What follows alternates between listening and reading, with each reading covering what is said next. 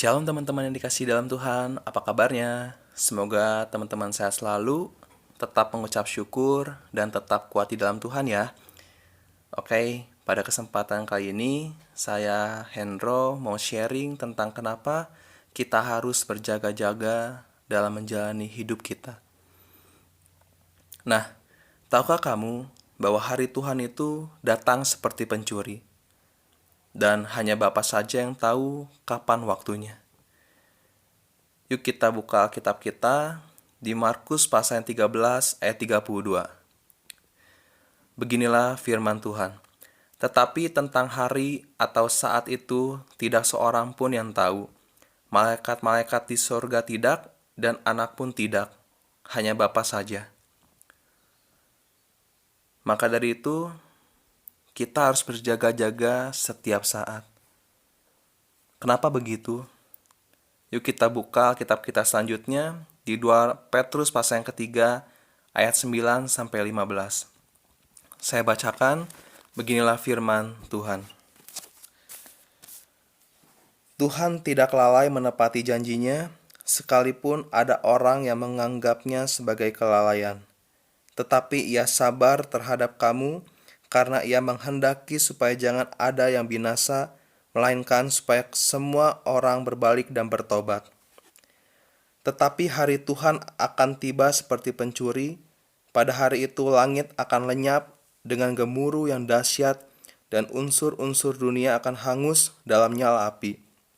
Dan bumi dan segala yang ada di atasnya akan hilang lenyap.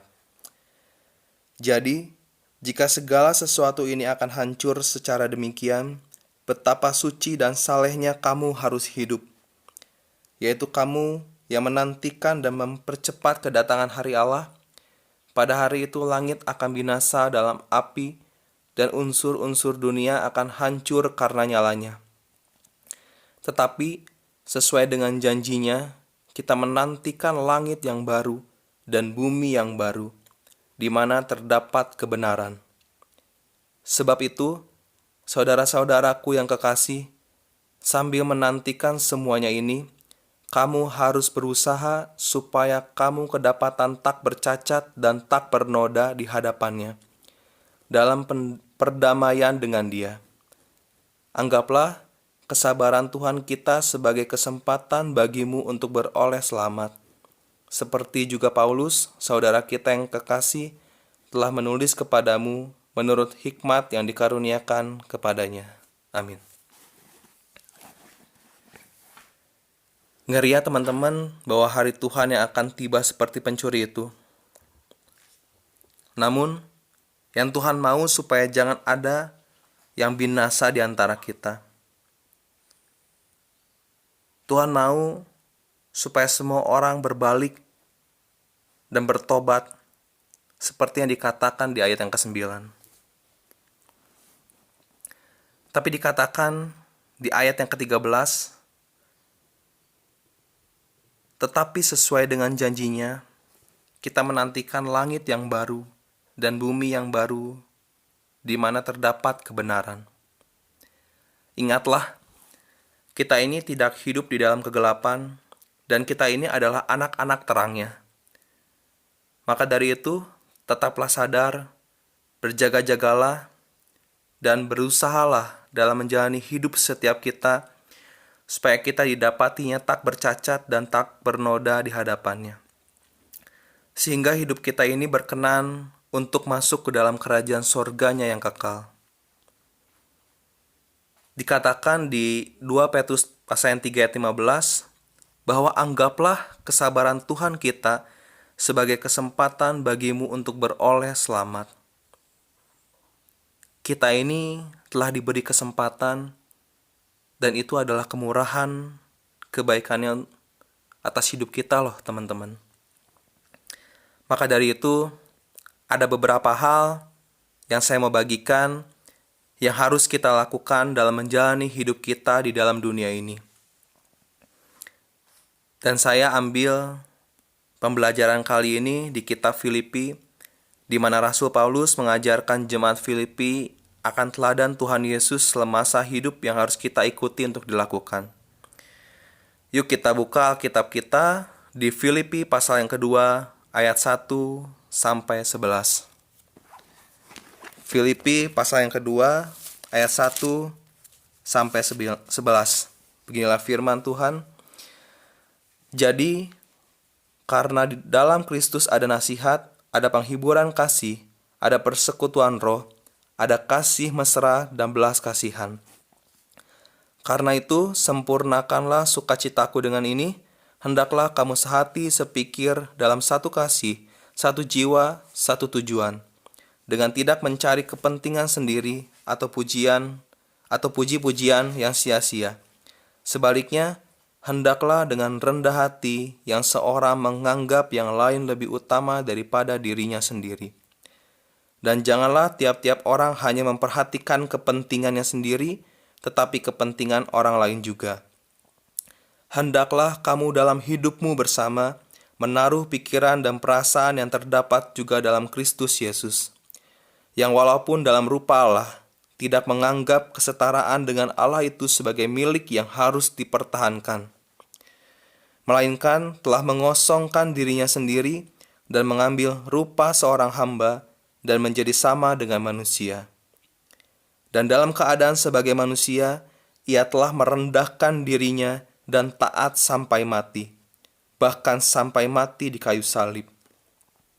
Itulah sebabnya Allah sangat meninggikan dia dan mengaruniakan kepadanya nama di atas segala nama, supaya dalam nama Yesus bertekuk lutut segala yang ada di langit dan yang ada di atas bumi dan yang ada di bawah bumi, dan segala lidah mengaku Yesus Kristus adalah Tuhan bagi kemuliaan Allah Bapa. Amin. Saya akan bahas satu-satu. Lihat di ayat yang pertama, karena hanya di dalam Tuhan Yesus ada nasihat, penghiburan kasih, ada persekutuan roh, ada kasih mesra dan belas kasihan. Itu berarti kita harus mengenal Kristus dengan cara ya kita konsisten, berkomitmen, membangun hubungan doa. Karena tanpa doa, tanpa kita baca Alkitab, kita nggak akan mengerti hal tersebut. Jadi poin pertama yaitu membangun hubungan doa kepada Tuhan. Poin yang kedua, membangun hubungan dengan sesama. Lihat ayat yang kedua, karena itu sempurnakanlah sukacitaku dengan ini, supaya hidup kita semakin sehati, sepikir, dalam satu kasih, satu hati, dan satu tujuan. Ada hal yang saya pun yakin bahwa Tuhan, selain kita mau membangun hubungan doa kepadanya, Tuhan sampaikan lewat Rasul Paulus, kita juga harus membangun hubungan dengan sesama seperti di keluarga, masyarakat, lingkungan gereja, dan lain-lain. Untuk kita tuh sama-sama hidup searah kepada Tuhan, serasi dengan rencana Tuhan, dan tentunya itu diperlukan kesatuan untuk melakukannya. Mengapa kesatuan? Dikatakan di awal kalimat di ayat 2 ada kata-kata, karena itu sempurnakanlah sukacitaku dengan ini. Ini mengingatkan saya akan doanya Tuhan Yesus untuk murid-muridnya di Yohanes pasal yang 17 ayat 13. Dan di Yohanes 17 ini Tuhan Yesus berdoa, dia memohon kepada Bapa supaya setiap muridnya, orang-orang percaya terlindung dari yang jahat. Dia berdoa bahwa kita ini adalah miliknya. Maksudnya tuh miliknya Yesus sama dengan milik Bapa, karena mereka adalah satu. Tuhan Yesus berdoa bahwa murid-muridnya telah dipelihara olehnya lewat perkataannya, yaitu firman dari Bapa, untuk hidup menjadi satu di dalamnya, untuk hidup seiman dalam kesatuan di dalam Kristus. Nah, teman-teman, buat lebih rincinya, teman-teman bisa baca sendiri nanti doanya Tuhan Yesus untuk murid-muridnya. Nah, maka dari itu, kenapa diperlukan kesatuan untuk hal-hal ini. Kenapa kita harus sehati? Jawabannya adalah supaya sama-sama mengerti bahwa kita diberi kesempatan hidup untuk memuliakan dan menyenangkannya.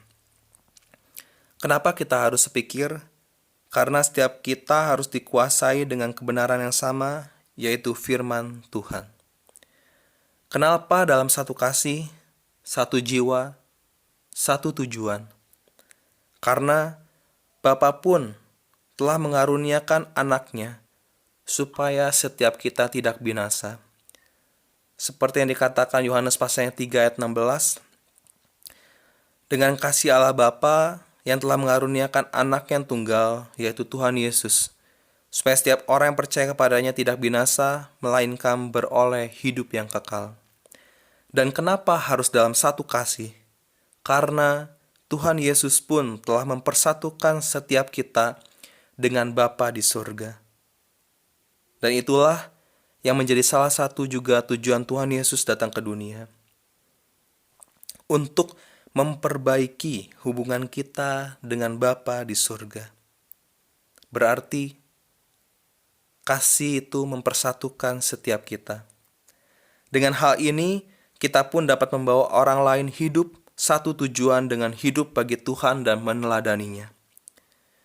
Dan di ayat 5 dikatakan, hendaklah kamu dalam hidupmu bersama menaruh pikiran dan perasaan yang terdapat juga dalam Kristus Yesus. Tuhan Yesus mau setiap kita ini menaruh perasaan, menaruh pikiran yang sama dengannya, untuk kita saling melayani, merendahkan diri. Di ayat 6-8 dikatakan bahwa dia rela melepas identitasnya, mengosongkan diri supaya orang berdosa selamat, merendahkan dirinya, membiarkan dirinya dihina, dimaki, disiksa, direndahkan, bahkan dibunuh dengan cara disalibkan. Dan teman-teman, merendahkan diri bukan hal yang mudah untuk dilakukan begitu saja. Maka dari itu diperlukan semacam latihan. Dan kita bisa melakukannya kepada sesama orang percaya dulu, mulai dari rumah, yaitu keluarga kita, dalam satu tempat ibadah, atau di komsel, atau ketika kita pelayanan.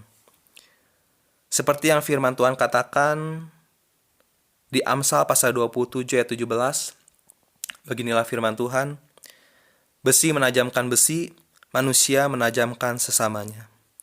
Tuhan mau kita melatih diri kita. Dan poin berikutnya, yang ketiga, bahwa kita bukan lagi mikirin diri sendiri, tapi orang lain. Bukan mencari keuntungan diri sendiri, seperti di ayat yang ketiga dan 4. Karena yang dapat menghambat kesatuan yang telah Tuhan Yesus bangun adalah hal ini, yaitu mencari kepentingan diri sendiri, untuk mencari pujian semata yang padahal itu adalah hal yang sia-sia. Berarti teman-teman, kita harus memiliki sikap bahwa layanilah seorang akan yang lain dengan kasih, dengan roh yang lemah lembut, saling menasehati, saling membangun di dalam Tuhan dengan sikap rendah hati. Maka dari itu, untuk melakukan poin yang ketiga ini, ingatlah hukum kasihnya Tuhan yang kedua, yaitu kasihilah sesamamu manusia seperti dirimu sendiri. Percayalah kepada Tuhan, ikutilah teladannya, karena tidak diragukan lagi, seperti di Filipi pasal kedua ayat 9-11, di mana Bapa meninggikan, mengaruniakan nama di atas segala nama, Tuhan Yesus Kristus. Dan semuanya kembali hanya untuk kemuliaan Bapa, hanya untuk kemuliaan Allah Bapa. Dan itu pun yang kita lakukan akan apa yang jika teladanan Tuhan Yesus. Kita pun melakukannya dengan sikap yang rendah hati untuk kemuliaan Tuhan Yesus Kristus.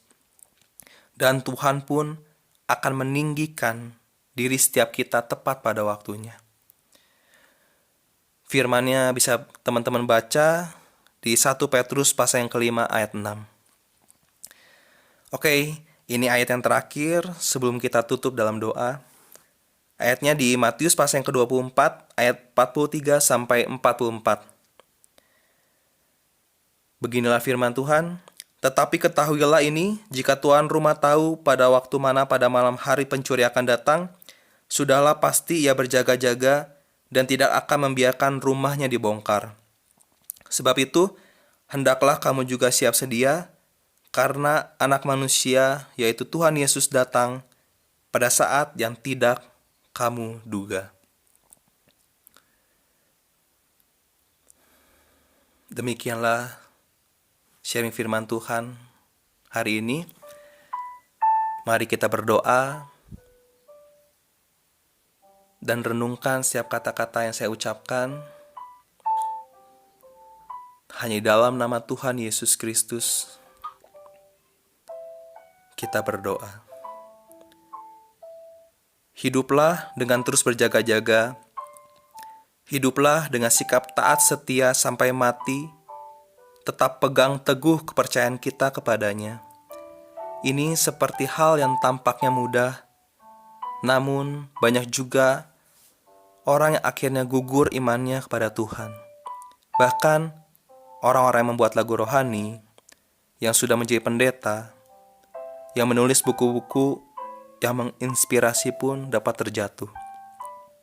Namun, jangan takut ketika kita tetap konsisten memegang komitmen hidup kita kepada Tuhan dengan membangun hubungan doa, baca Alkitab, pujian penyembahan, kita pun akan terlindungi dan kita pun harus menghidupinya. Karena itu bukan sekedar formalitas.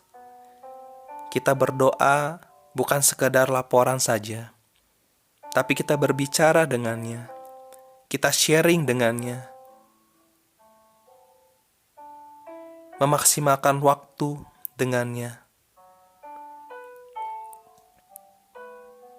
Kita bukan hanya sekedar membaca, tapi kita merenungkan dan melakukannya dalam hidup kita. Kita bukan hanya menjadi pendengar, tapi menjadi pelaku firman Tuhan juga. Kita menghidupi firman itu, maka kita bisa tetap kuat menjalani hidup kita di dalam Tuhan. Dan melakukan setiap perintahnya, melayani orang lain, dan menjauhi hal-hal yang jahat, bahkan dapat menjangkau jiwa-jiwa. Ingatlah bahwa Tuhan Yesus dapat melakukan hal yang lebih besar dari yang kita doakan dan yang kita pikirkan. Ingatlah, Tuhan Yesus tidak menetapkan kita untuk ditimpa murka, tetapi kita telah ditetapkan untuk memperoleh keselamatan. Ayo, konsisten, komitmenlah hidup dengan sikap takut akan Tuhan, dengan mempertanggungjawabkan hidup kita di hadapannya, sehingga Tuhan mendapati hidup kita tak bercacat dan tak bernoda, sehingga hidup kita berkenan masuk ke dalam kerajaan yang kekal, yaitu rumah Bapa di surga. Teruslah bangun hubungan doamu, Roh Kudus yang menjadi sang penghibur, yang ajar dan ingatkan setiap kita dalam menjalani hidup ini. Amin. Selamat hari Minggu. Tuhan Yesus Kristus memberkati.